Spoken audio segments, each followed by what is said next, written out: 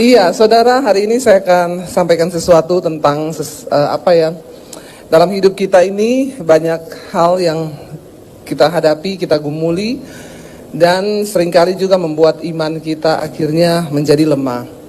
Beberapa waktu yang lalu ada orang yang datang kepada saya, dia menceritakan semua pergumulan hidupnya, saudara.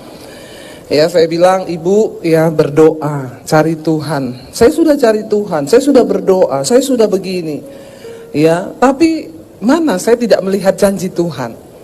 Ini banyak sekali terjadi dalam kehidupan orang Kristen, saudara, yang merasa bahwa Tuhan itu lalai di dalam hidupnya. Kita baca dulu 2 Petrus pasal yang ketiga, ayat yang ke-9, saudara. 2 Petrus 3 ayat 9, firman Tuhan di sana berkata, ya biarlah kita semua juga menjadi peringatan bagi kita, saudara. 2 Petrus 3 ayat 9, baca bersama, 1, 2, 3. Tuhan tidak lalai menepati janjinya, sekalipun ada orang yang menganggapnya sebagai kelalaian. Tetapi ia sabar terhadap kamu, karena ia menghendaki supaya jangan ada yang binasa, melainkan supaya semua orang berbalik dan bertobat. Saudara, ayat ini jelas berkata bahwa Tuhan tidak lalai menepati janjinya. Bilang kanan kirimu, denger ya, Tuhan itu tidak pernah lalai loh. Cepat ngomong sama kanan kiri. Ya, suami istri juga saling ingetin. Ya, jangan cuma salaman kanan kiri bilang Tuhan baik. Ya, sekarang kita ngomong kanan kiri, Tuhan tuh tidak pernah lalai. Ingat, ya. Lalu dikatakan di sana, sekalipun ada orang yang menganggapnya lalai. Bilang lagi kanan kirimu, jangan kamu anggap Tuhan lalai loh. Cepat ancam kanan kirimu. Harus diancam ya. Jangan anggap Tuhan lalai loh. Ya, kenapa saudara?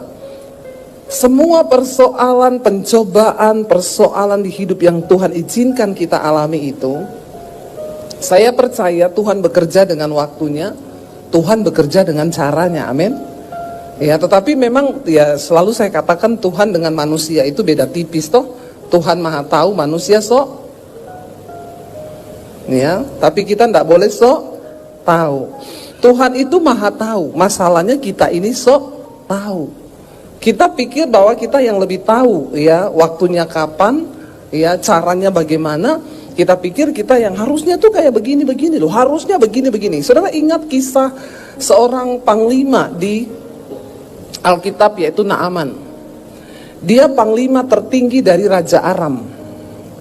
Ketika dia kena kusta, saudara, lalu ada budak yang bekerja di rumahnya, orang Israel, bilang sama istrinya, sebenarnya kalau bapak mau pergi, ya itu di Israel ada seorang nabi yang bisa menyembuhkan. Lalu dia pamitlah kepada rajanya, izinkan aku pergi, aku ini mau berobat. Kemana? Ke Israel. Karena dia panglima tertinggi, waktu dia pamit, rajanya bilang, ya udah sekalian kamu bawa surat ya, surat jalan. Saya tulis surat kepada Raja Israel. Loh sebenarnya kan ini bukan urusan kedinasan toh. Naaman ini kan hanya mau pergi ya berobat karena dia kena kusta. Tapi karena dia panglima tertinggi, akhirnya rajanya bilang, bawa surat untuk raja di Israel. Mungkin maksudnya ya supaya lancar lah. Tapi dalam surat itu dia bilang, panglimaku, yang namanya Naaman ini pergi untuk berobat, ya sembuhkanlah dia dari sakit kustanya. Ketika Raja Israel membaca surat dari Raja Aram, dia stres langsung. Dan Alkitab berkata dia mengoyakkan jubahnya. Lalu dia bilang, aku ini Tuhan kah? Kenapa ini Raja Aram menulis surat supaya aku menyembuhkan panglimanya? Dia ini pasti cuma cari gara-gara ini. Dia mesti mau perangi Israel lagi. Dia koyakkan jubahnya, itu tanda tidak berdaya, tanda ya segala macam tanda lah kalau orang mengoyakkan jubah itu, takut, ya menyesal dan lain sebagainya. Dia bilang, aku ini Tuhan kah? Disuruh sembuh orang, ya kita tahu zaman itu orang sakit kusta tidak ada obat. Ini satu masalah besar. Akhirnya ketika Naaman pergi, saudara, ya, lalu ketika raja mengoyakkan jubahnya, kedengerannya lah sama Elia, dia bilang, Jangan kamu koyakkan jubahmu, sebab kita punya Tuhan yang hebat. Ya, Allah Israel. Suruh dia datang ke sini untuk menemui. Pergilah Naaman untuk menemui Nabi Tuhan. Ketika ketemu, dia nggak ditemui, malah dia bilang sama dia kalau mau sembuh, dia pergi ke sungai Yordan, rendam tubuhnya mandi selama 7 kali. Nanti dia pasti sembuh. Naaman bilang begini, saudara, aku pikir aku datang menemui hamba Tuhan, lalu hamba Tuhan itu keluar, lalu dia taruh tangannya di atas kepalaku, lalu dia goyang-goyang tangannya di atas kepalaku, lalu dia doain aku, dan aku sembuh. Ini loh salah satu ciri manusia yang sok tahu. Dia mengukur cara kerja Tuhan sesuai dengan konsep berpikirnya. Hari ini mungkin saudara lagi ada masalah, ya, dan saudara belum melihat jalan keluar. Saudara berpikir harusnya loh, ya, aku ini tanggal ini butuh loh, harusnya loh Tuhan itu begini. Tapi kan kita nggak pernah tahu Tuhan itu bekerja sesuai waktunya dan juga dengan caranya, bukan cara kita. Naaman bilang harusnya loh dia keluar, pegang kepalaku, tumpang tangan, sudah aku pulang sembuh. Ngapain juga saya suruh pergi berendam di sungai Yordan yang kotor itu? Di sini kan masih ada sungai yang lebih bagus, sungai Damsyik, sungai Parpar. Manusia itu sering sok tahu. Ya, sebenarnya apa bedanya sih kalau cuma Tuhan bilang pergi ke sungai Yordan? Ya udah pergi aja loh. Kok ya banyak alasan loh. Harusnya caranya bukan gini. Dia keluar aja tumpang tangan, aku sembuh. Terus juga kenapa ke sungai Yordan? Kenapa bukan ini? Kenapa bukan itu? Saudara, seringkali kita juga punya roh Naaman. Iya enggak? Ngaku enggak? Enggak ngaku. Jemaat HTI luar biasa semua ya. Semua nurut dan taat sama Tuhan. Ya, seringkali kita pun dari Tuhan harusnya dulu begini loh. Harusnya itu begini loh caranya. Harusnya itu begini. Tapi saudara, mari ya, supaya kita tidak menganggap Tuhan itu lalai. Ya, sadarilah yang pertama, Tuhan bekerja dengan waktunya, dengan caranya. Ya, bukan cara kita, bukan waktu kita. Jalani aja. Tetapi memang banyak orang yang tidak kuat ketika menjalani proses itu. Ya, sebenarnya semua masalah itu ada time limitnya, saudara. Dan semua tergantung respon kita. Ya, saya percaya. Makanya sekarang kalau jemaat, Bu Debi, saya itu gini-gini. Sudah Bu, berdoa saja. Semua ada time limitnya kok. Ibu mau datang sama saya, mau cari Pak Victor juga, tidak ada guna. Kita tidak bisa tolong. Amin. Tidak usah menatap saya seperti itu. Ya, tidak usah cari-cari pendeta. Nggak usah cari-cari gembala, ada masalah cari gembala. Cari gembala itu kalau mau bawa oleh-oleh saja, amin. Lo ndak amin, ini malah ketawa. Nih ya, tiap ada masalah mau carinya pendeta, tiap ada masalah carinya Pak Victor. Tapi kalau ada oleh-oleh, nggak pernah ingat Pak Victor. Kenapa saya ngomong begini ya Pak? Padahal Bapak nggak curhat loh sama saya. Ya, bener nggak saudara? Ketika ada masalah, ada persoalan, cari Tuhan. Supaya kita mengerti maksud Tuhan, supaya kita beroleh kekuatan. Ada lagi ibu-ibu datang sama saya, Bu, saya itu sudah cari Tuhan, saya percaya sama Yesus, kenapa hidup saya itu banyak masalah? Saya bilang, Bu, itu tandanya kau masih hidup. Amin. Ya, kalau masih ada masalah itu tanda kita masih, bilang kanan kirimu, masih ada masalah, puji Tuhan masih hidup kau. Ya, kalau udah nggak ada masalah berarti sudah mati ya. Ya, hidup ini saya bilang kita percaya kepada Yesus bukan supaya hidup kita ini tidak ada masalah.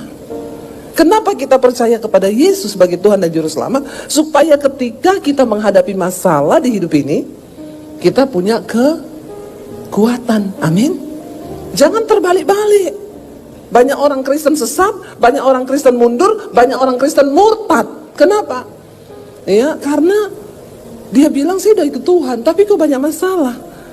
Kita percaya Tuhan, kita ikut Tuhan, karena memang dunia ini tempatnya masalah. Dunia ini gudangnya masalah. Ya, kita percaya Yesus, kita ikut Dia, supaya ketika tekanan dan persoalan datang, kita ini punya kekuatan. Saya ketemu satu orang yang tinggalin Yesus karena pasangan hidup. Ya, kenapa kamu tinggalin Yesus? Saya dapat jodoh soalnya, Bu. Jodoh saya bukan orang Kristen. Soalnya saya sudah lama berdoa buat orang Kristen, tidak dapat. Akhirnya saya dapat ini. Ya, saya lihat juga suaminya nggak ganteng-ganteng amat. Ya, saya bilang, ini kamu tinggalin Yesus cuma model kayak begitu itu. Ya, soalnya Tuhan tidak jawab doaku. Ngeri, saudara. Orang menganggap Tuhan lalai. Salah satu contoh di Alkitab, ya, yang menganggap Tuhan lalai itu siapa? Sarah, ya. Ketika Abraham mendapat janji Tuhan akan memperoleh seorang anak, saudara. Lihat Kejadian pasal 16. Kejadian 16 ayat 1 sampai ayat yang ke-5 kita baca. Kejadian pasal yang ke-16, saudara, ya. Hagar dan Ismail. Ayat yang pertama, adapun Sarai istri Abram itu tidak beranak. Ia mempunyai seorang hamba perempuan orang Mesir, Hagar namanya. Ayat 2, baca bersama.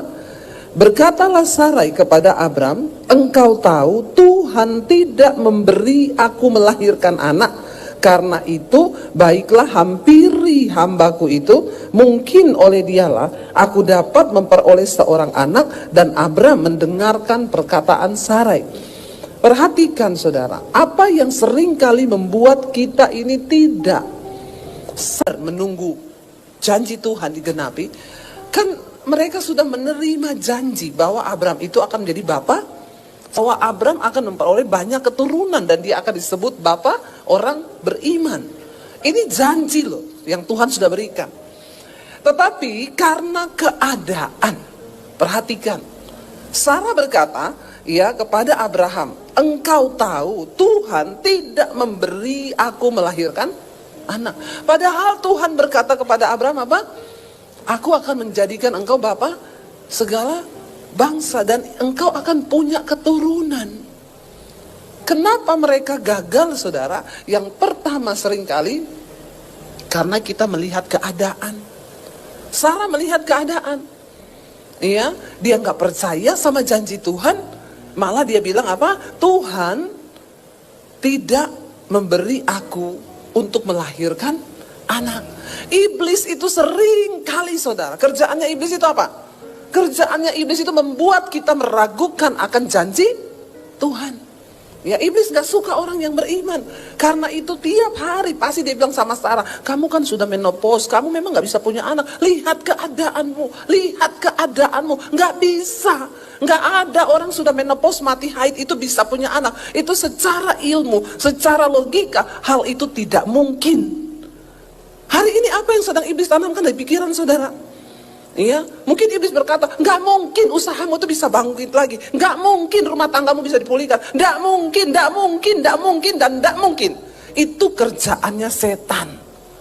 Setiap hari dia akan berusaha menanamkan sesuatu di pikiran kita yang bertentangan dengan firman dan membuat kita meragukan akan janji Tuhan. Ya, tapi jangan biarkan setan. Waktu Sarah ini diserang sama iblis, dia perkatakan apa yang iblis taruh di otaknya. Harusnya yang dia perkatakan gini kan sama suaminya, Pak, ya memang secara keadaan ya nggak masuk akal sih ya. Aku sudah mati haid, masa bisa punya anak? Tapi kan Tuhan udah janji tuh. Ya udah kita tunggu ya janji itu ya. Amin. Dan kita lihat salah satu kesalahan fatal dari Abraham, saudara. Ya, fatal sekali. Waktu Sarah memberikan sebuah pilihan, ya sudah, aku kan punya hamba, hampiri aja hambaku itu. Mungkin oleh dia, aku dapat memperoleh seorang anak. Ayat yang dikatakan berikutnya apa? Dan apa? Abram mendengarkan perkataan Sarai. Bapak-bapak hati-hati loh ya. Kalau kau juga mendengar sesuatu yang bertentangan dengan firman Tuhan, jangan didengar. Tapi ya namanya, ya mungkin sih laki-laki ya.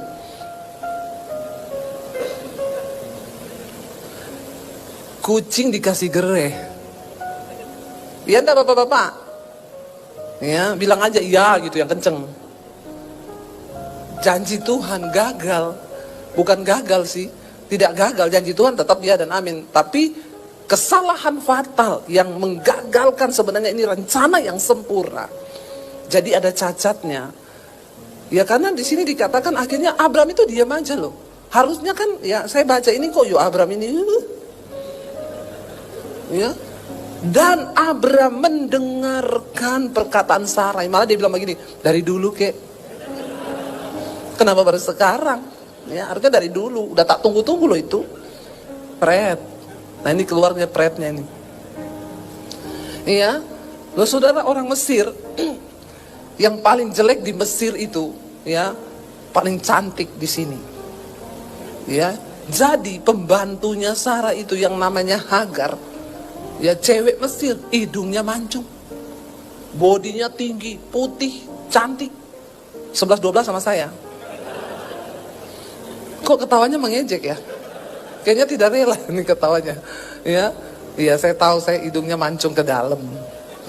Yang penting ada lubangnya 2, bisa napas, amin. Tapi yang namanya Hagar itu cantik. Ya, makanya Abram juga menelan mentah-mentah perkataan istrinya. Ya coba sedikit kayak, jangan berpikir seperti itu ya. Tuhan marah loh.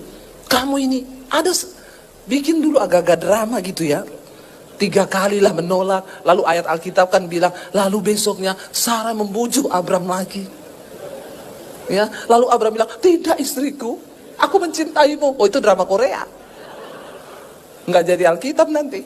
Ya mbok ya 3 kali ke dia menolak. Enggak loh, 1 kali saja istrinya ngomong. Dikatakan dan Abram mendengarkan perkataan itu. Apakah Tuhan lalai menepati janjinya? Keadaan, kenyataan yang membuat Sarai berpikir janji Tuhan tidak akan tergenapi. Keadaan seperti apa yang hari ini ada di depan matamu saudara? Tidak ada perkara yang mustahil bagi Tuhan. Apakah engkau berkata rumah tangga saya sudah hancur bu, suami saya nggak bertobat? Saya ketemu banyak orang, bahkan di Kalimantan saya ketemu sudah cerai. Ketika ibu tuh ketemu saya, Bu Debbie saya mau berterima kasih bu. Kenapa? Karena saya dapat khotbah-khotbah ibu di YouTube. Saya dan suami sudah cerai, tapi sekarang kami dipulihkan kembali bu. Sebab firman Tuhan itu ya dan amin.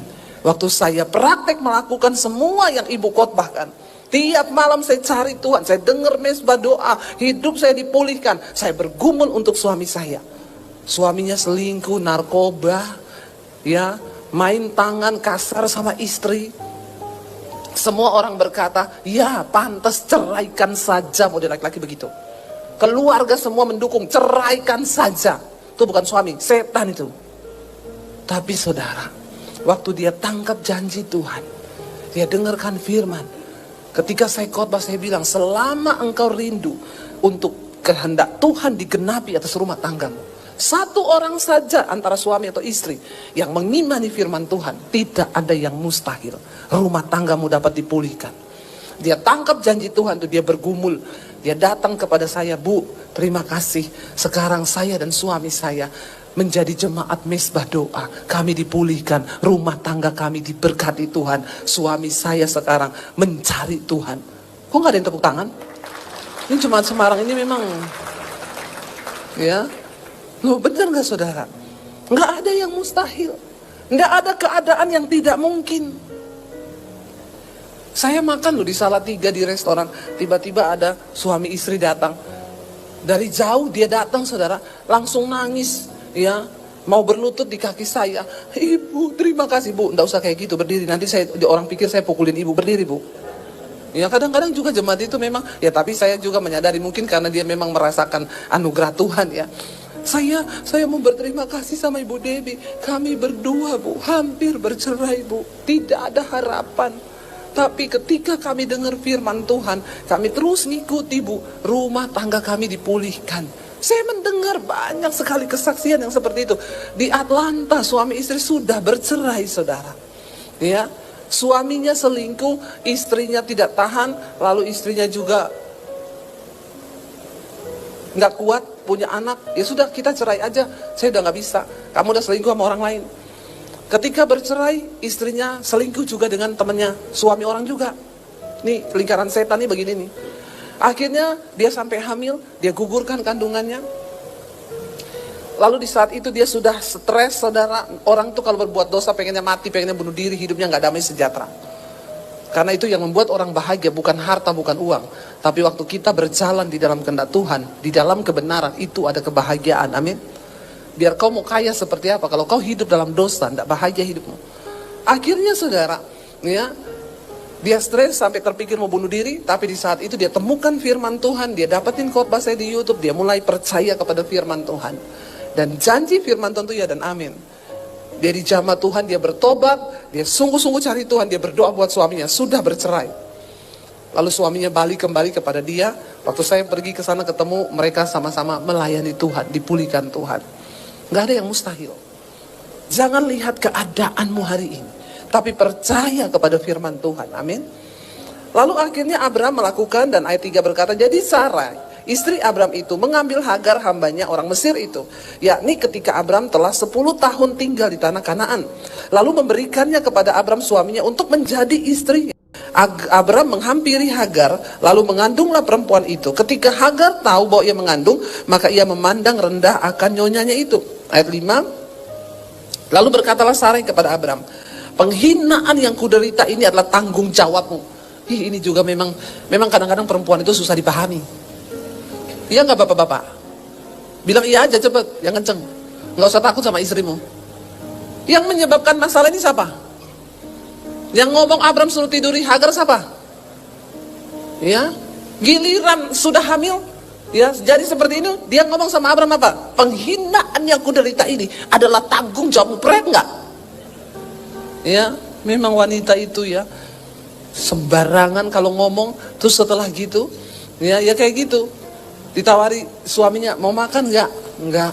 Dihabisin sama suaminya. Loh kok nggak disisain? Nah, tadi kan saya tanya, katanya nggak mau makan. Ya tapi kan bukan gitu maksudnya. Mau saya disuapin, pret nggak? Laki-laki itu salah terus, ya. Nggak apa-apa, saya mewakili bapak-bapak. Nih contoh nih, makanya istri hati-hati kalau ngomong. Kita nih harus kuat dalam firman, amin. Supaya tidak mencelakakan suami. Kasihan kan Abraham, dia yang suruh tiduri Hagar.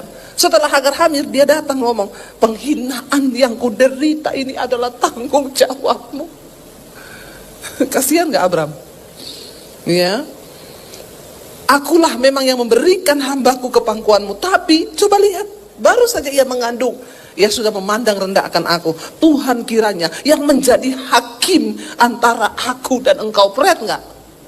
Bobo lagi nama Tuhan. Dia yang suruh tidur itu Hagar. Dia bilang lagi Tuhan lagi bawa nama Tuhan yang akan menghakimi. Saudara, ya, kita lihat di sini akhirnya sebuah kesalahan fatal terjadi hanya gara-gara keadaan yang membuat orang itu tidak percaya pada janji Tuhan. Saya kemarin di Jakarta, saya ketemu dengan satu orang hamba Tuhan, Pak Amos, saudara, dia Ratnam. Dia dulu yang menubuatkan kami ketika kami ada di Jakarta. Waktu Tuhan panggil kita dari Solo pindah ke Jakarta, menanti janji Tuhan itu rasanya tidak mudah. 1 tahun pertama di Jakarta kami tidak ada pelayanan. Akhirnya suami saya bilang, saya mau pulang. Saya nggak kuat berpisah dengan anak-anak. Saya bilang, tapi kan Tuhan berjanji kita disuruh ke Jakarta. Ini tanah Kanaan yang Tuhan bawa buat kita. Ada janji besar buat kita sini. Suami saya bilang, saya nggak peduli, aku mau pulang. Kalau kamu mau bertahan, bertahano dewi. Sebaiknya kita undang suami saya untuk bersaksi, ya, setuju? Sini saya. Jadi dia nggak duduk terus di situ, enak aja kalau nganterin saya duduk aja di situ, ya. Jadi sekali-sekali dia yang ngomong, ya saudara, ya.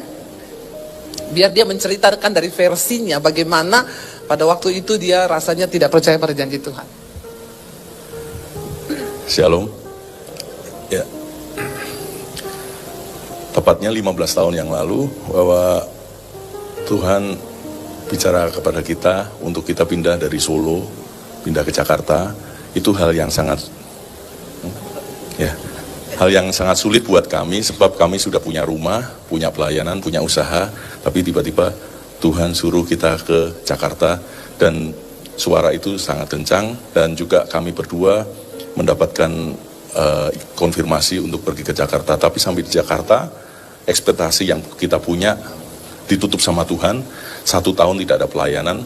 Satu ketika dalam satu kesempatan saya ngomong sama istri saya gini, nerima janji Tuhan tuh susah. Kalau di antara saudara ada yang berkata gini, saya pengen menikmati janji Tuhan, nggak mudah saudara. Dan mau mendengar suara Tuhan juga bukan yang baik. Mendengar suara Tuhan itu sangat sakit buat daging. Saya dengar itu, saya merasakan waktu di Jakarta, setahun nggak ada pelayanan, saya marah sama Tuhan.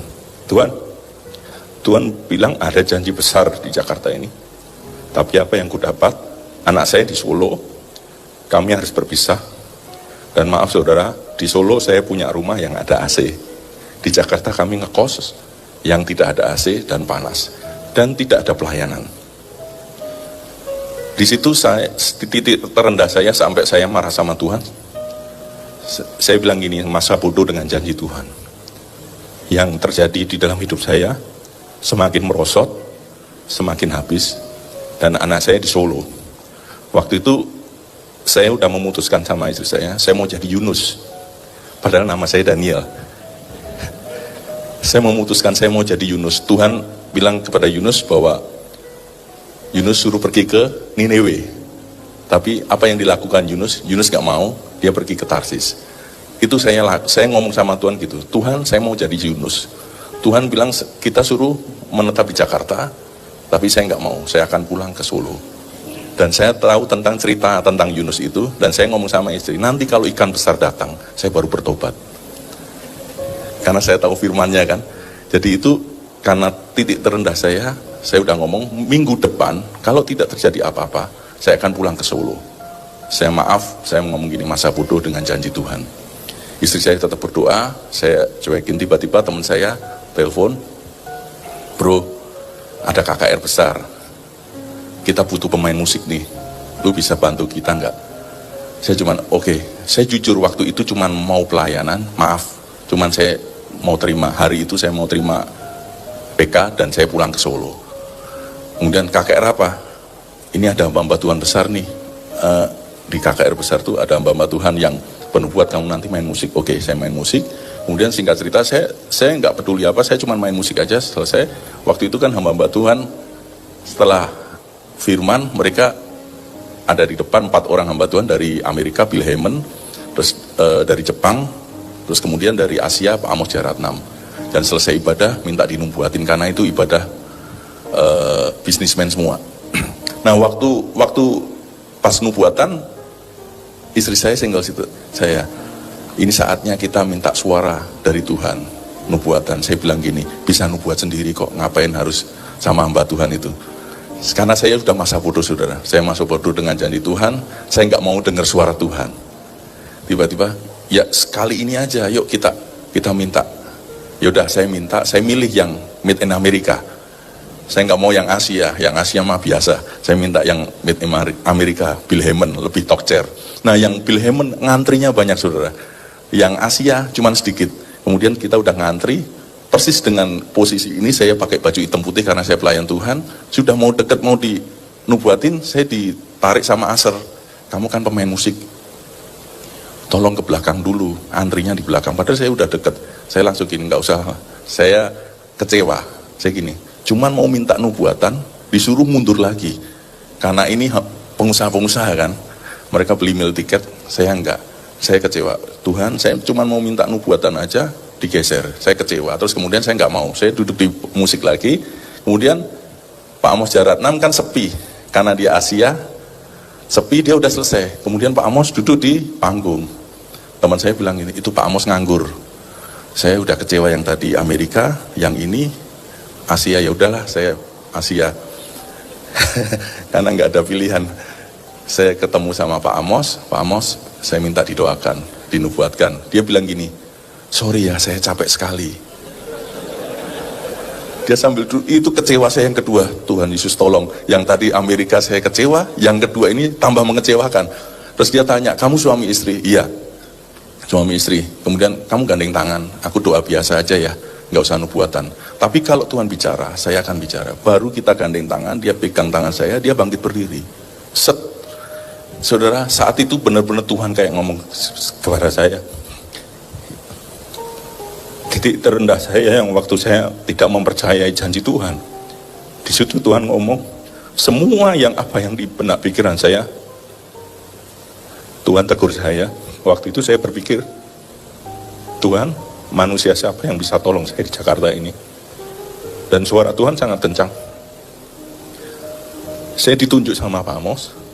Saya yakin itu bukan Pak Amos, tapi suara Tuhan. Dia bilang gini, kamu baru berpikir manusia siapa yang mau tolong kamu. Bukan manusia, aku Tuhan. Yang kedua dia bilang gini, kamu baru berpikir mau mundur dari tempat ini. Jangan sekali-sekali mundur satu langkah pun. Sebab aku Tuhan yang ada di depan. Dan yang ketiga dia bilang, ada perkara yang sangat besar sekali untuk kalian ada di Jakarta ini. Terus yang keempat, ini yang membuat saya tambah nangis. Anak-anakmu aku yang pelihara. Saya kan baru berpikir anak saya waktu itu di Solo, dan Jakarta, anak-anakmu aku yang pelihara. Dan 4 hal itu membuat saya semangat, saudara. Dan peristiwa itu kami alami janji Tuhan, bukan terus besoknya tiba-tiba langsung jadi Superman. Wow, saya jadi enggak. 13 tahun kami melewati itu. Dan janji Tuhan mulai ditepati 13 tahun. Dan di dalam masa 13 tahun itu bukan hanya enak-enak saudara, kami ngalami yang namanya roller coaster bersama Tuhan. Tapi yang penting, janji Tuhan yang membuat saya semangat waktu itu. Saya melayani hingga 13 tahun kami menerima janji Tuhan itu. Saya ajak saudara, jangan lupakan Tuhan, jangan lupakan janji Tuhan. Mungkin saat ini keadaan saudara ada yang bilang, mana Tuhan? Jangan sekali-sekali bilang, Tuhan tidak ada. Tuhan itu ada. Amin. Dia menyertai kita dari hari ini sampai selama-lamanya. Amin. Iya, saudara, jadi memang ya bagi laki-laki dan perempuan itu berbeda. Ya, kalau laki-laki itu kan semua dengan logika ya. Di mana ini? Mana janjinya? Mana? Ya, waktu dia ajak pulang saya bilang, ya tapi kan kita ini sudah dapat peneguhan kita di Jakarta. Dia bilang, ya imanmu nyampe, ya imanku enggak nyampe. Jadi kamu kalau mau bertahan sendiri, aku mau pulang. Ya, jadi kisah ini saudara, saya cerita waktu kami diundang makan sama Pak Rudi Tanu. Jadi ibadah KKR malam itu yang buat adalah Pak Rudi Tanu, itu kakaknya Pak Hari Tanu. Saya waktu itu ceritanya kami diajak makan ya. Saudara, waktu engkau takut, siapa yang kau cari? Misalnya besok mau jatuh tempo. Saudara pernah rasakan ketakutan mau jatuh tempo enggak? Enggak pernah? Banyak ya? Ya, puji Tuhan, berarti Anda normal. Ya, saya juga dulu merasakan. Karena ada 2 hal yang membuat jantung berpacu dengan cepat. Jatuh cinta dan jatuh. Makanya ada pasien datang sama dokter, dok, jantung saya akhir-akhir ini berdebar-debar loh. Saya nggak tahu kenapa, coba cek darah. Normal bu, coba cek ini normal. Wah, dokter bilang pulang, cek saldo. Ternyata benar, saldonya di bawah rata-rata. Makanya berdebar-debar jantungnya. Saudara, ya ketika kita ini akan menghadapi sesuatu, lalu ada rasa takut nih. Saya mau tanya, yang saudara cari siapa? Halo, mertua? Kita soan seyo. Sesok ke mana? Ke rumah bapak. Ngapa? Ya ceritakan masalah kita. Siapa tahu bapak bisa bantu. Ada yang begitu di sini, enggak usah angkat tangan. Di dalam hati saja. Berani kalau angkat tangan, saya baptis ulang, saya rendam 15 menit. Supaya buka mata langsung di rumah bapak di surga. Lebih baik tubuhmu binasa tapi jiwamu selamat. Ada orang-orang begitu. Ketika ada ketakutan muncul, langsung berpikir, telepon siapa ya? Kakak ipar lah. Telepon kakak ipar sih, siapa tahu iso bantu. Telepon siapa? Ada temanku kaya. Temanku bisa tolong kita nanti, coba telepon dulu. Rasa takut seringkali mengendalikan sikap hati untuk kita membuat satu respon. Lalu kita terpancing untuk berbuat respon, lalu kita telepon orang, boleh pinjam duit enggak? Saya tuh paling takut kalau terima WA gini saudara. Masih ingat aku enggak sis? Aduh, itu WA terhoror. Kamu sekarang luar biasa ya. Ini orang-orang yang gak pernah WA, gak kita tahu, tiba-tiba masih ingat aku enggak. Kita tahu ujung-ujungnya apa. Jadi saya bilang gini, kebetulan saya kena amnesia tadi malam. Jadi saya tidak ingat kamu. Daripada kita berdosa, saudara. Repot ini yang begini. Sekarang banyak orang tidak pakai iman, nggak pakai pengharapannya kepada Tuhan, tapi dia coba tolong Tuhan. Makanya saya selalu bilang, tidak semua orang Kristen akan melihat mujizat. Karena iman itu ada harga. Ya, atau ketika besok menjatuh tempo, kita langsung hubungi, menyelesaikan masalah tanpa tahu ya, member ya semuanya ya. Haleluya ya, banyak membernya di sini ya. Ya, banyak saudara orang yang lari dulu ke tempat lain. Saya pernah waktu itu, ya, saya butuh uang saudara. Besok saya harus bayar sesuatu. Ini otak saudara udah macam-macam nih. Karena tubuh berespon, rasa takut membuat otak ini berpikir, cari solusi. Ada bisikan begini, telepon kakak iparmu, pinjam dulu. Nanti kan toh kamu ganti kalau ada uang. Saya ini sudah mau ambil HP saudara, sudah mau WA nih. Tiba-tiba ada suara yang ngomong gini, kamu tuh hamba Tuhan. Hamba Tuhan itu jangan pinjam uang, kamu bikin malu Tuhan. Jadi kalau ada pendeta yang pinjam duit, suruh dia doa saudara. Amin. Iya. Saya terlalu percaya kita punya Tuhan yang sanggup, yang mampu, yang berkuasa, yang sanggup melakukan segala perkara yang gak pernah kita pikir Tuhan bisa buat, asal kita mengandalkan Tuhan. Jadi kalau ada pendeta minta-minta, saya ragu ini pendeta ada iman atau tidak. Itu saya baru mau WA kakak ipar saya mau pinjam uang, tiba-tiba Rasulullah bilang, jangan loh, kamu tuh hamba Tuhan loh, kamu mempermalukan Tuhan. Nggak jadi, saya masuk kamar saudara, saya berlutut di kaki Tuhan, saya berdoa, saya nangis sama Tuhan, saya curhat sama Tuhan. Tuhan, aku tuh besok ada keperluan, tapi aku nggak punya uang. Tuhan, saya nggak tahu mau lari ke siapa. Tuhanlah tempat pelarianku, Engkau tempat perlindunganku, Engkau tempat pengharapanku. Cuma Engkau Tuhan. Nangis saya berjam-jam. Nangis tuh aja, karena Tuhan mengerti bahasa air mata. Dan saat-saat seperti itu tuh kayaknya Tuhan tunggu deh kita tuh datang sama Dia. Itu saat-saat yang paling mendapatkan ketenangan dalam hadirat Tuhan tuh udah curhat sama Tuhan dan nangis sama Tuhan tuh plong saudara. Walaupun kadang belum dijawab. Daripada kau curhat sama manusia, stop curhat sama manusia, amin. Biar kakak iparmu, mertuamu, teman sahabat dekatmu, karena tidak semua pendengar yang baik, banyak penyebar yang baik. Bener gak? Ya, kamu berniat untuk curhat, aku mau curhat, tapi tolong ya, jangan ceritain ke siapa-siapa, karena kamu bestiku yang aku percaya. Oh iya say, tenang. Ya masa lu nggak yakin sih sama aku? Nanti aku jaga rahasiamu. Oke, kita sambil ngopi ya. Baru mau ke tempat kopinya, dia WA temennya, si ini mau curhat sama gua. Tentang apa? Belum tahu, nanti tak cerita. Tapi jangan cerita sama siapa-siapa. Cuma kamu lo tak kasih tahu, karena kamu bestiku. Begitu, belum dengar apa yang mau dicerita. Udah sampai ke orang lain. Kalau kau curhat sama orang lain, kau cerita ubi, sampai di sana kolak. Udah ada gulanya, ada santannya, ditambahi bumbunya. Malah jadi salah hidupmu, ribet dan ruwet. Tempat terbaik curhat ibu-ibu sama suamimu. Karena nggak mungkin bocor ke orang lain, didengar aja tidak. Iya enggak ibu-ibu? Setuju enggak? Jangan tepuk tangan dong buat suamimu. Iya, kita kan suka begitu kan, cerita sama suami nih. Aku mau curhat, apa? Cerita panjang lebar. Tahu nggak? Lama nih 15 menit. Menurutmu gimana? Gimana tadi? Sudah padam rohku. Nggak usah cerita lagi deh, nggak jadi.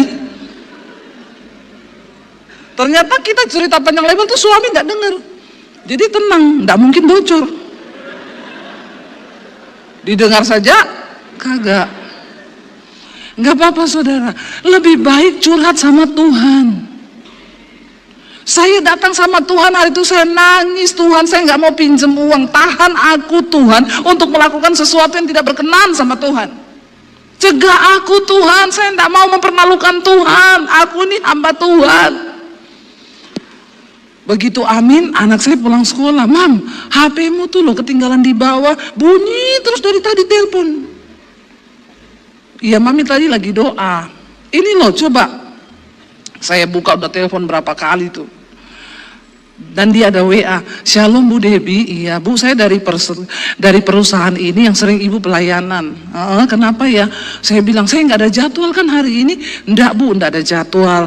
Cuma gini, perusahaan kami ini diberkati, jadi bos saya minta nama-nama pendeta yang sering ngisi di sini. Sama tolong Bu nomor rekeningnya dikirim ya. Dia mau berbagi berkat sama pendeta-pendeta yang khotbah di sini.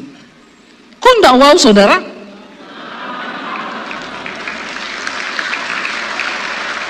Ini kesaksian loh. Saat itu juga surga bekerja loh.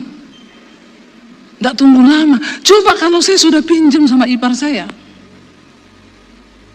Itu bos nggak digerakkan untuk memberkati pendeta-pendeta yang sering khotbah di situ. Itu cara kerja Tuhan. Makanya ketika Anda menjadi takut, ada persoalan, ada masalah, Yosafat menjadi takut lalu mengambil keputusan untuk mencari iparnya,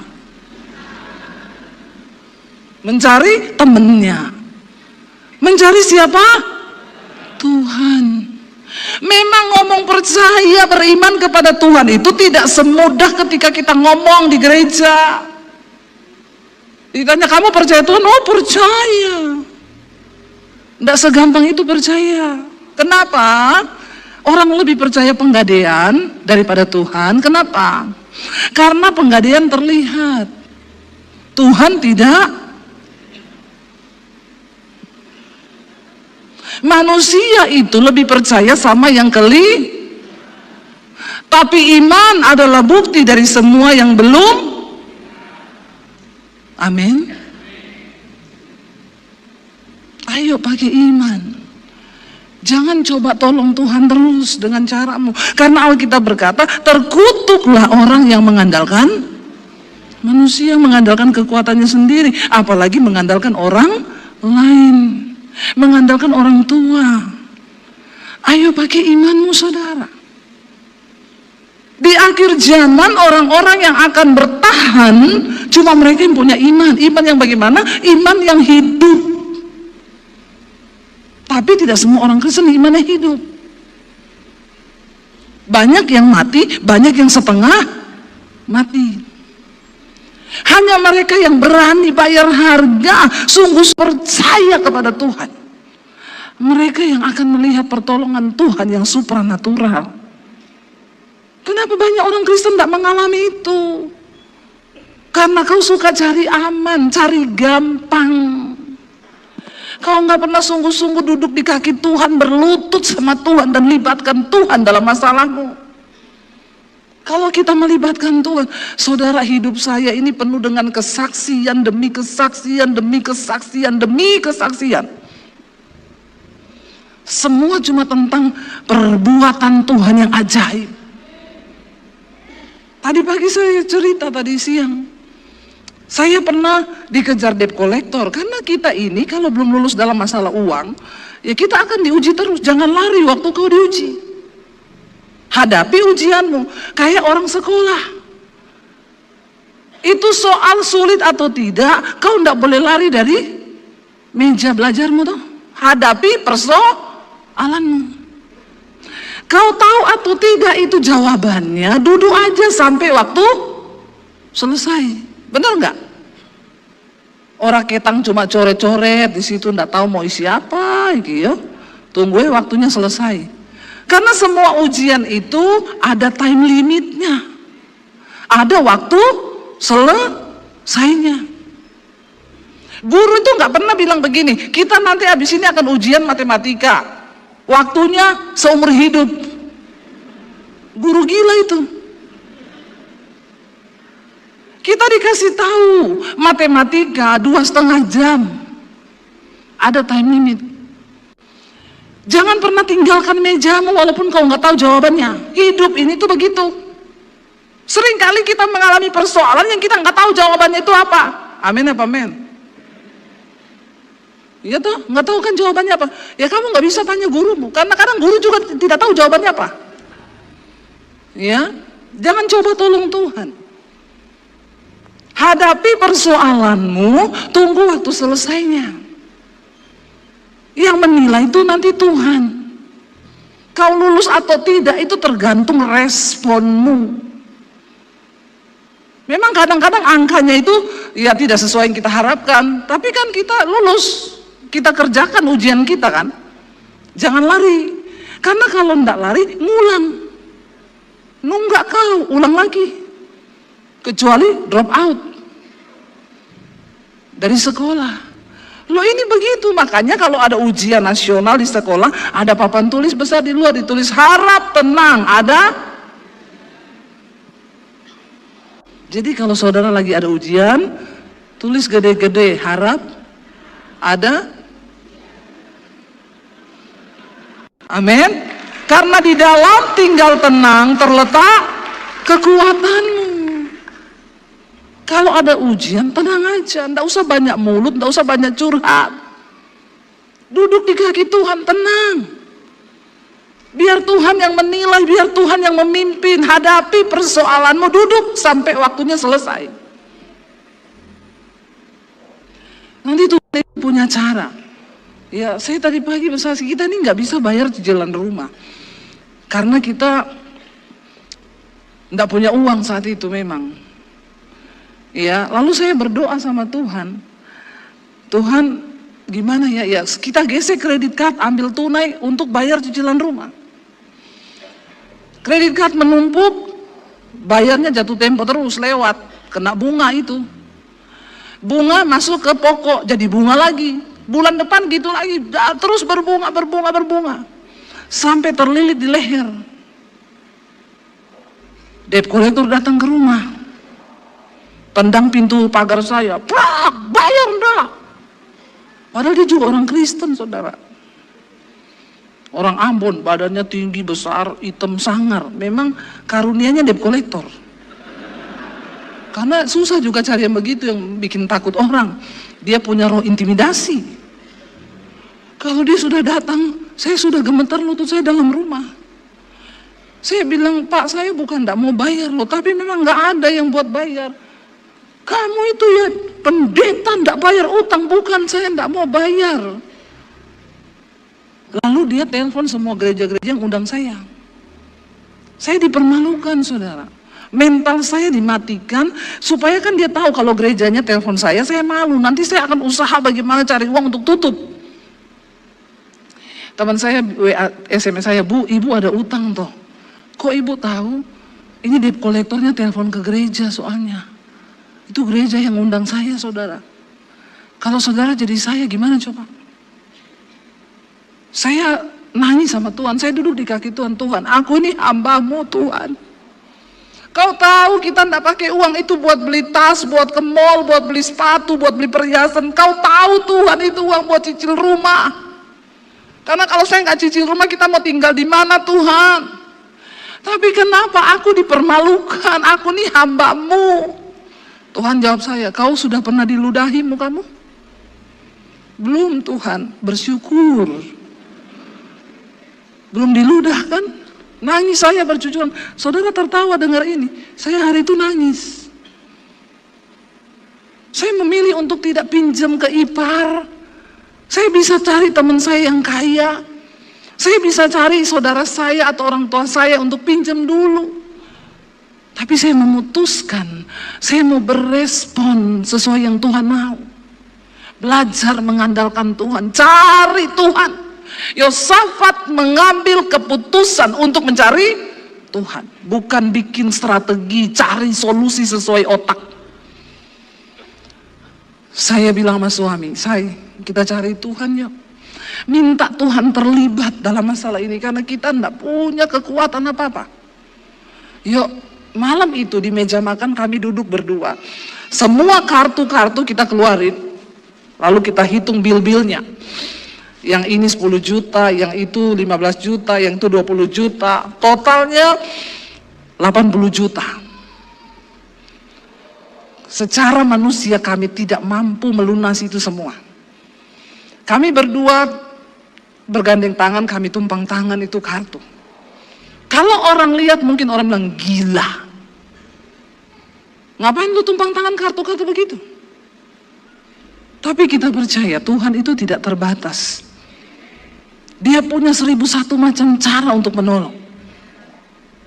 Kami berdua dengan bercucuran air mata, Tuhan, tolong terlibat dalam masalah ini. Engkau lihat kami, Tuhan, kami tidak pakai uang itu foya-foya. Kami ini hamba-Mu, Tuhan. Tapi kami minta ampun kalau memang ada salah, mungkin kami beli rumah terlalu memaksakan diri, ampuni kami Tuhan. Selesai. Berapa hari kemudian ada ibu-ibu SMS saya, Bu Debbie, saya mau ketemu ibu, yuk kita ketemu di mall ya Bu. Kenapa? Ada sesuatu Bu, Tuhan bicara sama saya. Saya datang saudara, dia bilang gini, Bu, Tuhan suruh saya berapa hari lalu untuk memberkati ibu dengan uang 100 juta.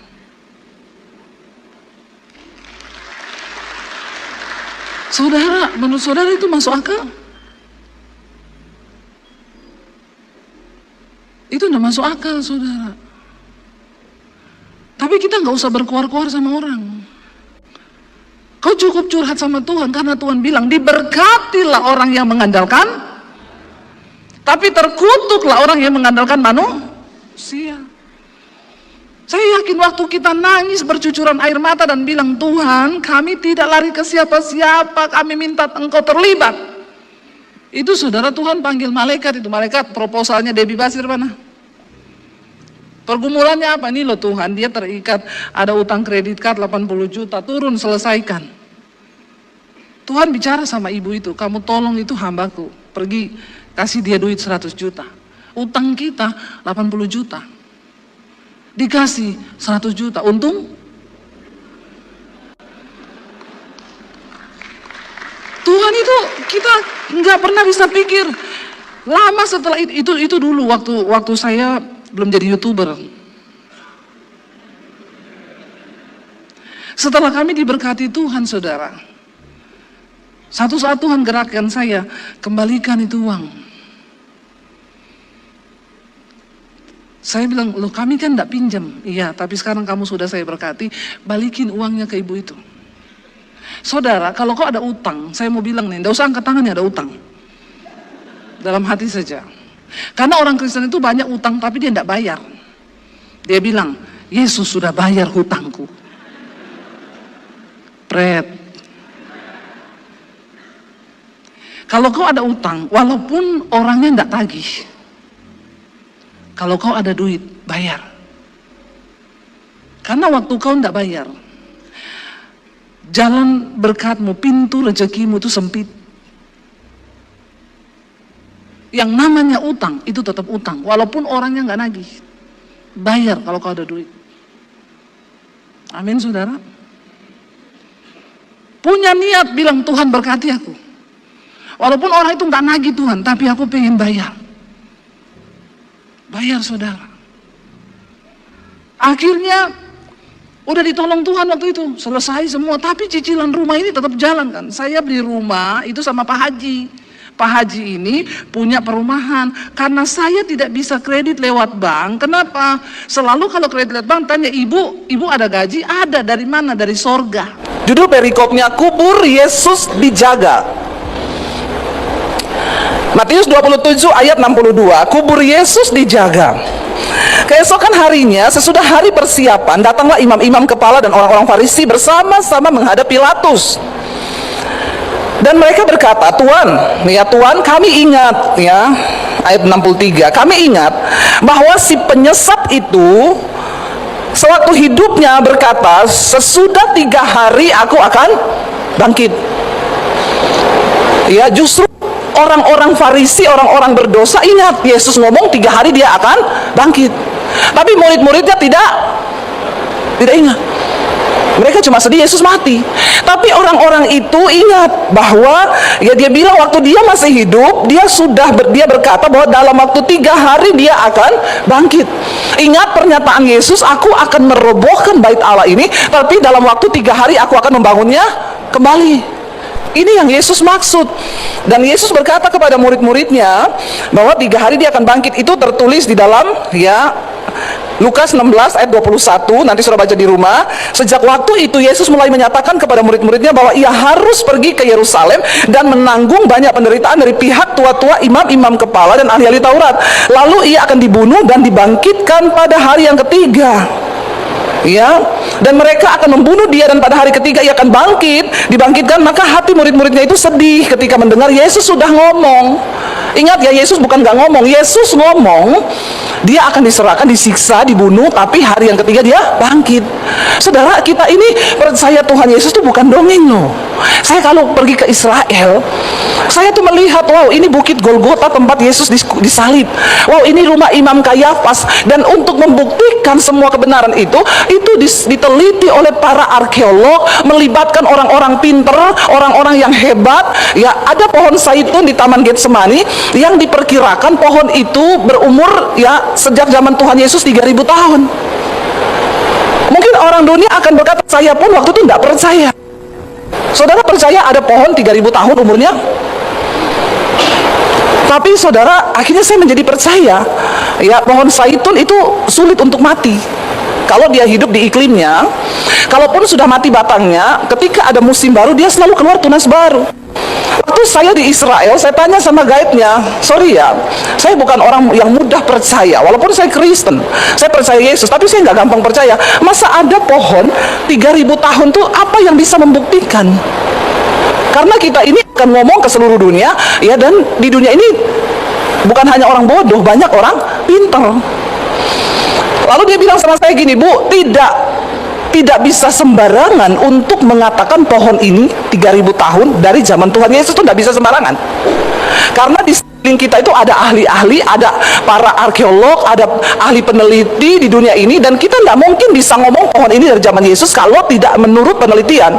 Saya tanya sama dia, penelitian apa yang bisa membuat orang yakin, para ilmuwan yakin bahwa pohon ini berasal dari 3000 tahun yang lalu? Dia berkata, Bu, untuk bisa menyatakan sesuatu itu ribuan tahun, dan para ilmuwan bisa menentukan ini dari tahun berapa. Ya, ditemukan fosil, oh ini sudah 3000 tahun yang lalu, atau ini 200 tahun lalu. Dari mana? Ada sejenis karbon yang namanya karbon 14. Setiap penelitian yang didapat itu fosil atau pohon atau mayat atau bangkai atau harta karun, karbon itu dipakai oleh para ilmuwan untuk menentukan bahwa ini dari berapa ribu tahun lalu. Itu namanya karbon 14. Saya baru percaya. Dan Yesus itu, saudara, kalau sudah pergi ke Israel, kita akan melihat, oh iya ya benar. Kenapa saya selalu kalau bawa grup, saya masuk dari Yordania, itu dari Gunung Nebo. Sejarah Alkitab, Musa pertama kali dilihatkan Tuhan tanah perjanjian, dia itu masuk dari Nebo. Lalu dilihatkan di bawah tuh Yeriko, itu adalah tanah perjanjian, tapi kamu nggak bisa masuk, kamu berhenti di sini aja. Jadi Alkitab itu nyata, sejarah fakta itu Alkitab benar-benar ada. Jadi kalau orang berkata Yesus tidak bangkit, ya nggak bisa kamu ngomong begitu, karena di Alkitab tertulis, dan Alkitab ini sudah ribuan tahun lalu, bahkan sebelum agama-agama lain muncul. Dan itu sudah tertulis, saudara. Dan dikatakan pada waktu itu mereka bilang begini mereka datang menghadap kepada Pilatus. Dia itu waktu hidup, dia bilang hari ketiga dia bangkit. Lalu mereka bilang begini, ayat 64, karena itu perintahkanlah untuk menjaga kubur itu sampai hari yang ketiga.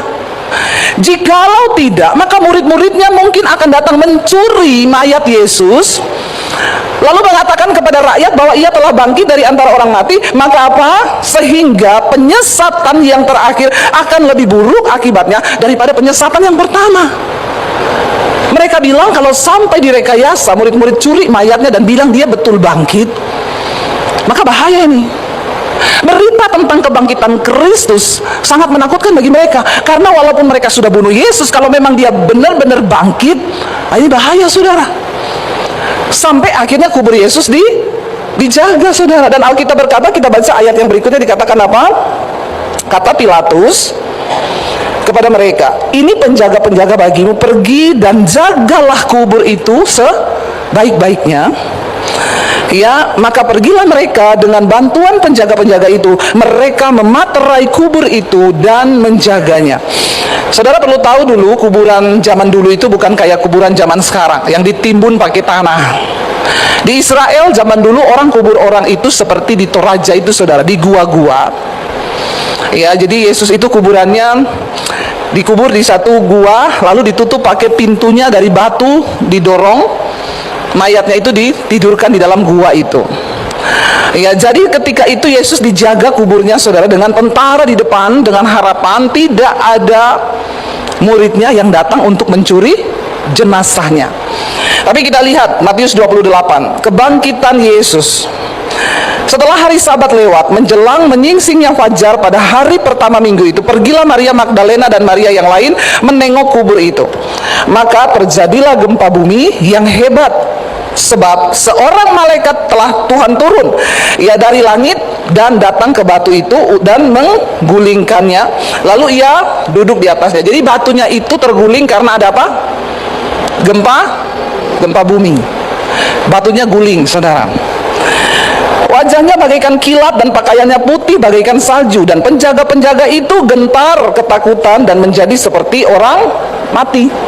Jadi ada sejarah yang mencatat penjaga itu melihat peristiwa kebangkitan Kristus. Lalu dikatakan, ya, akan tetapi malaikat itu berkata kepada perempuan-perempuan itu, janganlah kamu takut, sebab aku tahu kamu mencari Yesus yang disalibkan itu. Ia tidak ada di sini, sebab ia telah bangkit sama seperti yang telah dikatakannya. Mari, lihatlah tempat ia berbaring. Ya, saya di Instagram ada angkat foto saya di depan kuburan Yesus ya, yang memang diperkirakan ya itu cocok dengan tempatnya di mana Yesus disalib. Di samping itu Golgota, kita jalan sebentar ke samping, sesuai cerita Alkitab dikatakan ada sebuah taman di situ. Ya, dan taman ini ya dipercaya saudara ini dekat sekali dengan Golgota. Kita hanya jalan ya, ini dikatakan ya Garden Tomb. Dulu ini adalah taman pemerasan anggur. Lalu seorang yang bernama Yusuf Arimatea, dia orang kaya, dia membeli ya taman itu untuk jadi kuburan keluarganya. Jadi dia siapin satu kuburan di situ untuk orang tuanya. Ya, lalu ketika Yesus itu sudah disalib di Bukit Tengkorak, Alkitab berkata Yusuf meminta izin untuk mengambil mayat Yesus dan dia taruh di kuburan keluarganya yang baru dia bangun. Orang dulu sebelum mati mereka menyiapkan kubur ya. Jadi ini kuburannya itu dia simpan di situ. Ya, katanya guide saya di Israel bilang gini, ibu tahu, tapi ini nggak ada di Alkitab ya, cuma lelucon. Waktu Yusuf pulang, istrinya marah-marah. Kenapa sih kamu pinjamkan kuburan keluarga kita ya buat ngubur Yesus? Kata Yusuf begini, tenang, cuma 3 hari dipinjam. Ya, habis itu karena dia mau bangkit. Yusuf akhirnya dia kan menjadi murid Yesus saudara. Dia tahu bahwa Yesus akan bangkit. Ya, jadi waktu istrinya marah-marah terus istrinya bilang, oh iya ya, jadi tenang cuma 3 hari. Ya, pinjemin aja. Ini adalah kuburan keluarganya Yusuf sebenarnya. Ya, orang kaya. Jadi makanya juga di Jakarta sekarang udah pada ikut-ikutan. Orang kaya mulai beli kubur saudara. Ya, saya pernah melayat di Heaven itu di Jakarta itu San Diego Hills ya. Banyak orang-orang kaya beli tanah di situ untuk kubur. Itu kayak taman. Masuk itu bukan kayak kuburan, saudara, seperti lagi healing. Ya, rumputnya hijau, pohon-pohon, tanaman bagus. Lalu ada ibu yang bilang sama saya gini, saya sudah beli bu di sini 5 karena kami sekeluarga 5. Oh, berapa bu? Sekian miliar. Oh, jadi ibu sudah beli 5. Saya tanya, kapan masuknya bu? Kaget dia saudara. Ya aduh ibu jangan bilang begitu dong. Oh, biasa orang kalau sudah siap-siap lubangnya siap-siap masuk juga. Nah, ibu ngapain beli kalau belum siap masuk? Ya, mending itu duit dipakai untuk penginjilan, ya, bangun gereja kecil di desa, topang pelayanan penginjilan. Ngapain lu beli kubur? Saya tanya kapan mati? Belum tahu. Malah takut. Jadi kapan masuk, Bu? Ya ampun Ibu, jangan dong, tolak dalam nama Yesus. Lah kenapa kan sudah beli lubang? Lihat saudara. Ya kenapa? Karena di kubur itu katanya, ya kalau kuburnya bagus kan seperti di surga, toh. Padahal yang menentukan kau ke surga itu bukan kuburan. Biar kau mau dikubur di San Diego Hills, di mana-mana yang kelihatannya bagus, kalau hidupmu waktu kau hidup di dunia kau tidak bangkit bersama Kristus, maka percuma. Nah hari ini kita tahu nih, Yesus, Alkitab mencatat walaupun mereka berusaha menjaga makam Yesus, tapi Alkitab juga mencatat dia bangkit. Nah sekarang kita harus tahu nih, Yesus itu bangkit untuk apa, saudara? Ya, jangan sampai kita juga menjadi Kristen tapi kita nggak tahu, ya, buat apa tuh Yesus itu bangkit, lalu kita ini cuma jadi orang yang hidupnya ya begitu-begitu saja, saudara. Kita Kristen tapi kita nggak pernah mengalami kuasa kebangkitan Kristus. Ada orang, saudara, puluhan tahun hidupnya nggak berubah, nasibnya juga nggak berubah. Saudara mau seperti itu? Saya nggak mau, saudara. Karena Tuhan itu punya rencana yang besar bagi hidup kita, amin. Saudara, jadi dikatakan kita ini harus sungguh-sungguh memiliki juga kuasa Paskah itu dalam hidup kita. Jangan cuma tiap tahun rayakan Jumat Agung Paskah, tapi hidup kita ini gini-gini terus. Duduk di kursi begitu terus, nggak pernah ada perubahan. Hari-hari ini kalau saudara lihat di media sosial, ya saya itu baca, saudara, ada kata-kata yang lebih horor, yang menakutkan. Persiapkan hidupmu, karena waktu engkau hidup hari-hari ini cuma tinggal 5 tahun lagi. Saya kaget kok, cuma tinggal 5 tahun apa? 2030 diperkirakan akan terjadi perubahan besar bagi kehidupan di dunia ini. Kenapa? Kita akan memasuki era teknologi yang begitu canggih, yang namanya sekarang kemampuan dan kecanggihan AI. Ya, nggak usah lihat kipas angin yang di bawah, lihat saya saja. Ya, cuma kipas angin sudah fokus lagi, ya. Saudara, kecanggihan AI itu perlahan akan mulai menggeser, ya, keahlian manusia yang cuma pas-pasan. Sekarang kita lihat, ya, kayak saya tuh kemarin waktu saya operasi itu kan dokternya bilang nanti itu operasinya Bu pakai robot AI. Jadi dokter sudah nggak usah belah, dia nggak usah lagi otak-atik ginjal saya, hanya robot yang dimasukin ke dalam ginjal, lalu robot itu yang kerja. Dokter cuma pegang kontrol dari komputer. Saya bilang sama suami saya, lah terus dokter ngapain dulu dia sekolah susah-susah membedah ginjal, oh ini ada di sini begini-begini, sekarang nggak usah. Ya, saya tuh baca artikel itu sangat luar biasa. Dia bilang begini, saudara, dunia tidak akan pernah menunggu kamu berubah. Baik-baik, saudara, kamu mau berubah atau tidak, dunia ini akan terus berubah. Dan kalau kamu tidak berubah, kamu kegilas oleh dunia. Orang Kristen sekarang, ya, enak cuma bilang aku percaya Yesus sudah bangkit, oh dia mati buat aku, terus ngapain kita? Dinding naik. Ya, tapi kalau di gereja hebat, Allah bangkit, bersoraklah, yeay. Tapi dalam hatinya malaikat, lu kapan bangkit? Lu kapan berubah hidupmu? Ya kapan kamu itu, ya Alkitab bilang kapan orang bijaksana akan benci dengan keadaannya yang seperti itu aja dan gak pernah berubah. Dunia tidak akan pernah menunggu kamu untuk berubah. Kalau kamu tidak mau berubah sekarang, maka dunia akan melindasmu tanpa rasa bersalah. Saudara, dunia terus berubah loh. Tapi orang Kristen hanya terbuai, oh percaya Tuhan menyertai, dan dia gak pernah melakukan apa-apa. Dia nggak pernah berusaha untuk merubah dirinya yang sakit jiwa, yang dikit-dikit tersinggung, yang dikit-dikit marah, yang dikit-dikit kelakuannya nggak pernah berubah. Makanya saya banyak melihat orang Kristen yang hidupnya, nasibnya nggak pernah berubah. Begitu aja terus dia, karena suka nyanyi, aku masih. Nah itu dia, nyanyinya itu terus. Aku masih seperti yang dulu. Dengar baik, saudara.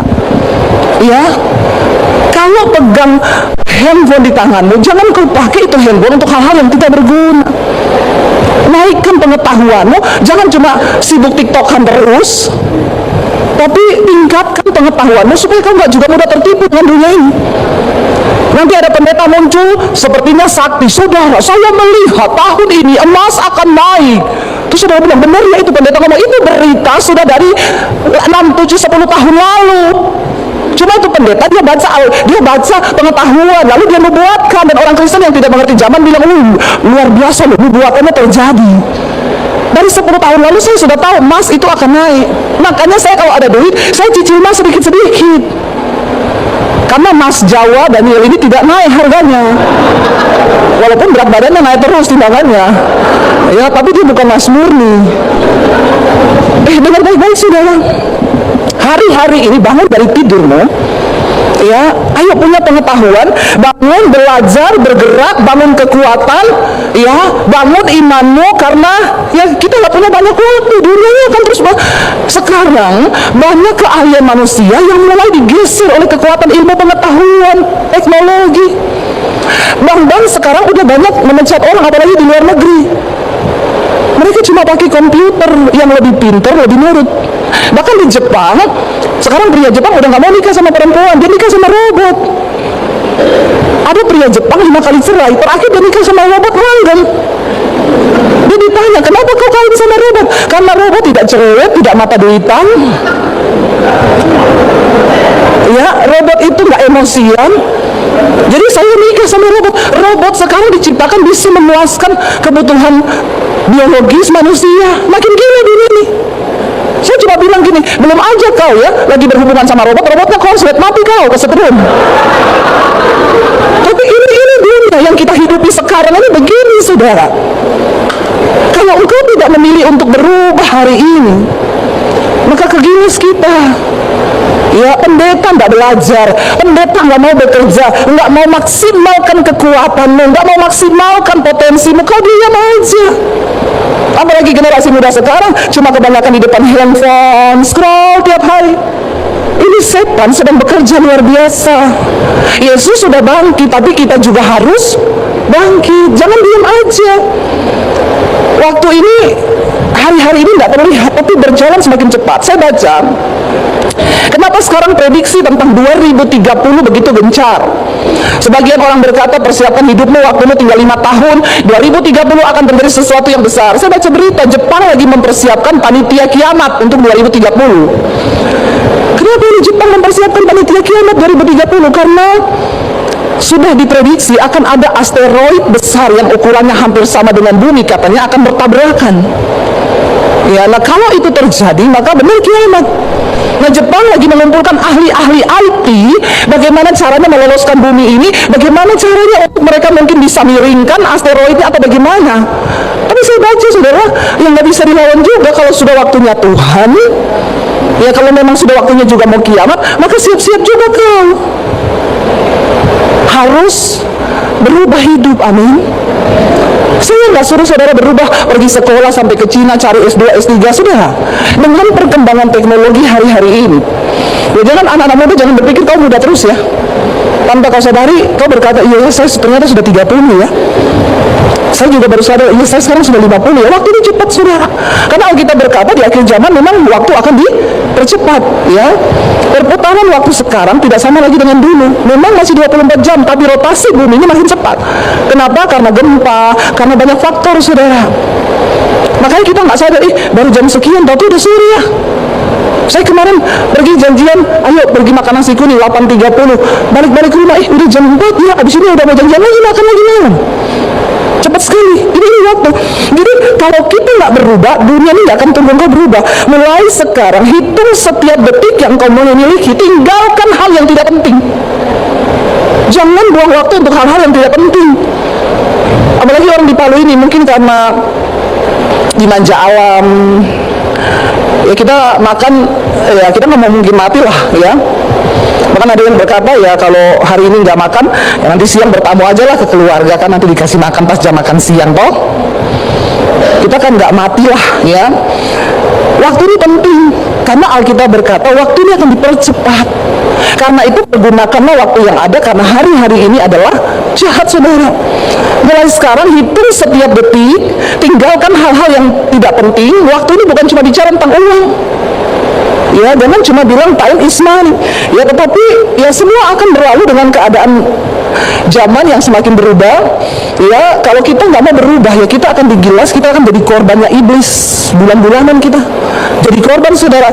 Banyak orang akan hancur, ya bukan karena gagal, tapi dia menolak untuk berubah. Yang namanya kegagalan itu biasa, semua orang akan mengalami.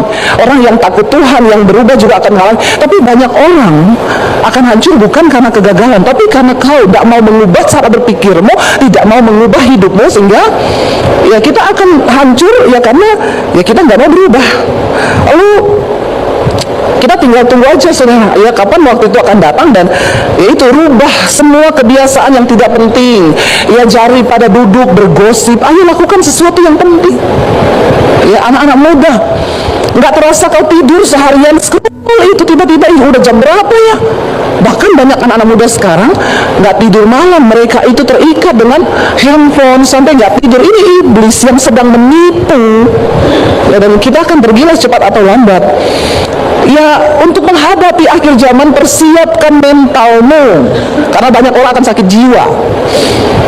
Ya, sakit jiwa, saudara. Kalau mental kita nggak dibangun di atas dasar firman Tuhan, maka ya siap-siap. Hari-hari ini bergabung dalam komunitas yang sehat, ya berkumpul dalam komunitas yang benar. Gereja harus menjadi tempat komunitas yang benar. Tapi sekarang banyak juga yang gagal. Ya, justru di gereja banyak persinahan. Gereja banyak kemabukan, banyak hal-hal yang tidak benar. Ayo kita kembalikan kepada posisi awal dari Tuhan itu menciptakan kita sebagai orang Kristen, dipanggil untuk kita ini bisa menjadi berkat dan teladan.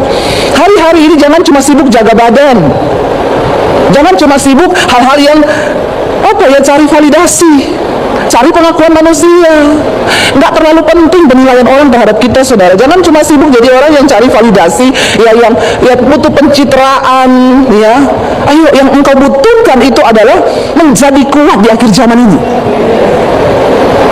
Saya nggak terlalu peduli sekarang orang menilai saya seperti apa. Yang saya peduli membangun seberapa besar kekuatan iman saya, seberapa besar kekuatan energi yang saya miliki untuk saya bisa bertahan di akhir zaman ini, saudara. Ini yang bisa membuat kita bertahan di akhir zaman. Orang yang hidup dalam kekudusan, engkau mendapatkan perkenanan Tuhan. Kalau kau dapat perkenanan Tuhan, Tuhan akan mulai menuntun engkau masuk dalam visinya. Dan di orang yang hidup dalam visi Tuhan, tidak usah tanya berapa modalmu, karena itu tidak akan menjadi masalah. Sebab waktu Tuhan berkenan, engkau akan melakukan perkara-perkara besar dengan Tuhan. Amin. Saya bisa dapat visi dari Tuhan, bangun sekolah misi gratis untuk orang-orang yang tidak mampu. Waktu hitung-hitung hampir 4 miliar. Saya punya uang waktu itu 4 miliar? Tidak. Tapi ketika saya berjalan dengan visi Tuhan, dalam waktu 7 bulan sekolah itu selesai dibangun. Karena kekuatan saya? No. Itu semua karena Tuhan yang bekerja. Ini yang saya maksudkan. Mau dunia berubah seperti apa, mau ilmu pengetahuan bertambah seperti apa, tapi waktu engkau berubah sesuai firman Tuhan, engkau mendapatkan perkenanan Tuhan. Dan ketika kita mendapat perkenanan Tuhan, hidup kita nggak gitu-gitu aja. Hidup kita berubah, ada hal-hal baru yang akan Tuhan beri. Ya, saya melihat ketika saya mulai bergerak bersama Tuhan, ada begitu banyak kepercayaan baru yang Tuhan buka. Hal-hal yang gak masuk akal, hal-hal yang kita gak bisa pahami.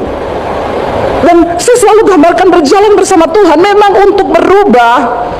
Saya selalu gambarkan gini, orang yang menerima Yesus dan dia mulai masuk dalam kematian Kristus dan kebangkitannya, itu hidup kita kayak roket tuh loh, saudara.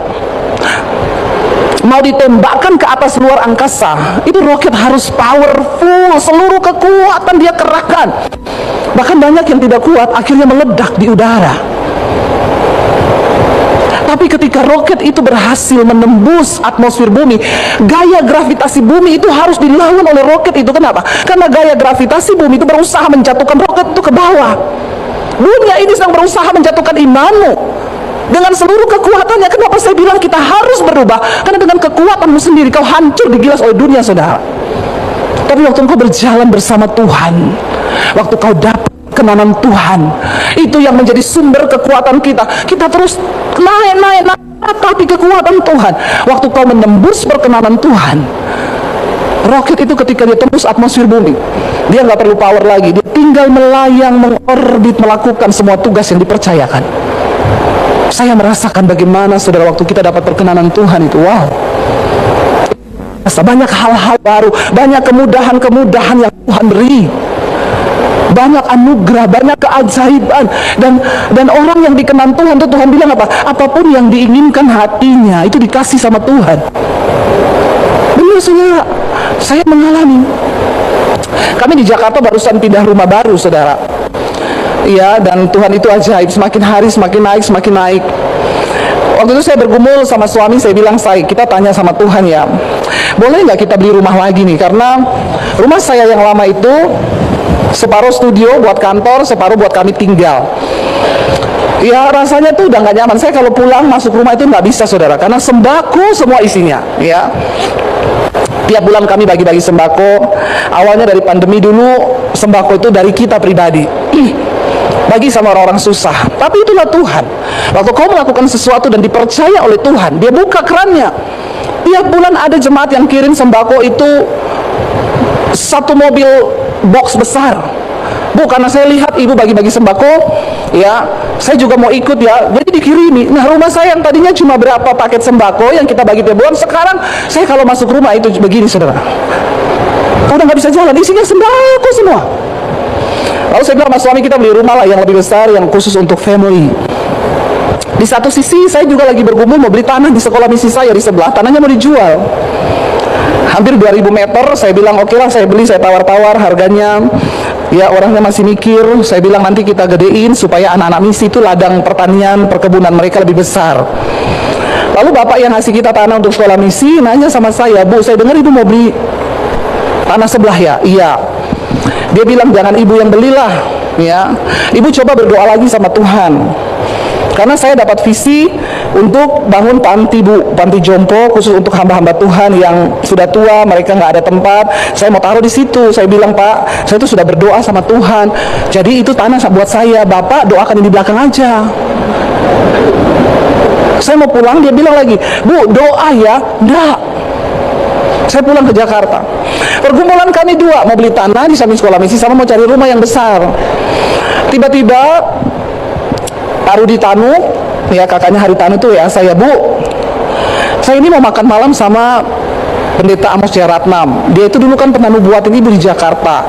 Waktu ibu sudah mau pulang ke Solo, kan Pak Amos pernah nubuatin ibu dan terjadi semua nubuatannya saudara. Akan ada perkara besar gini. Jadi saya mau ajak ibu ketemuan, ibu bisa bersaksi sendiri sama beliau. Ibu bisa nggak kita makan jam sekian besok? Oh iya Pak, oke bisa, kami waktunya. Saya sama suami datang saudara, makan malam, ya, lalu saya cerita sama Amos, Pak, gini, kita dulu Bapak nubuatin kita 13 tahun lalu, dan sekarang terjadi Tuhan membuka pelayanan yang begitu luar biasa bagi kami, bahkan beberapa gereja di pedalaman sudah kami bangun sekolah Alkitab, itu Tuhan, wow Pak. Lalu kami ditegur sama yang punya restoran, Bapak Ibu maaf, restoran kami sudah mau tutup, ya, jadi kita sudah nggak bisa nih, harus pulang. Udah mau pulang, saya nggak cerita apa-apa sama Pak Amos dengan suami. Udah mau pulang, dia bilang, saya mau berdoa buat kalian berdua. Gandeng tangan, kami gandeng tangan. Dia bilang, saya melihat ibu lagi menggumulkan sebidang tanah, tapi Tuhan bilang ibu jangan beli tanah itu, karena akan ada orang lain yang beli tanah itu, dan itu akan dibangun panti di situ. Saya merinding saudara, ya, merinding, ya. Saudara merinding nggak begitu? Kagak ya? Saya lihat dari mukanya biasa aja sih, nggak ada yang kaget. Saya kaget karena saya nggak cerita. Lalu dia bilang begini lagi sama saya. Yang kedua, Bu, Tuhan bilang dalam waktu-waktu dekat ini Tuhan akan kasih ibu sama bapak satu rumah. Rumah itu khusus untuk family, untuk keluarga, bukan untuk kerja dan pelayanan, tapi buat family. Nah gimana saya nggak syuk, saudara, itu lagi kami gumulkan kan. Saya amin. Sampai pegawai restorannya lagi, Pak maaf sudah tutup Pak, sudah tutup. Ya, tapi saudara nggak bisa cari-cari pendeta. Terus saudara bilang, saya mau dong dinubuatin. Setelah saya cerita itu banyak orang yang ketemu Pak Amos. Tapi Pak Amos nggak berbuat apa-apa buat dia. Dengar saudara, jangan sesat. Nubuatan itu untuk kepentingan Tuhan dengan orang yang memang Tuhan sedang berurusan dengan dia.